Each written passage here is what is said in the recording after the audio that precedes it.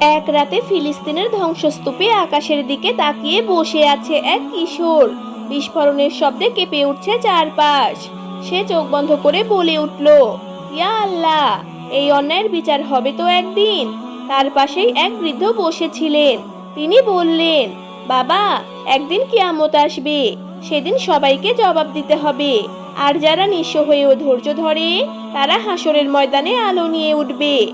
হঠাৎ দূর আকাশে বিজলি চমকালো। কিশোরের মনে পড়ল কুরআনের সেই আয়াত। সেদিন মানুষ বলবে, আজ পলায়নের জায়গা কোথায়? সূরা কিয়ামা, আয়াত নং 10। কিশোরটি হালকা কাঁপা কণ্ঠে বলে উঠল, ইয়া আল্লাহ, আমি দুনিয়ায় কিছু চাই না, শুধু কিয়ামতের দিন যেন তোমার সামনে মাথা নত করে দাঁড়াতে পারি। এই দোয়া কবুল করে নিও। এই গল্প আমাদের মনে করিয়ে দেয়, জালেমরা রেহাই পাবে না। নিঃস্বরাও যদি ধৈর্য ধারণ করে, হাসরের ময়দানে তারা জ্বলে উঠবে আলো হয়ে। আর সেই ভয়ঙ্কর দিন কেউ এড়াতে পারবে না। পবিত্র কুরআনে এসেছে, সেদিন আকাশ বিদীর্ণ হয়ে যাবে এবং আল্লাহর ওয়াদা অবশ্যই বাস্তবায়িত হবে। সূরা আল মুজাম্মিল, আয়াত নং 18।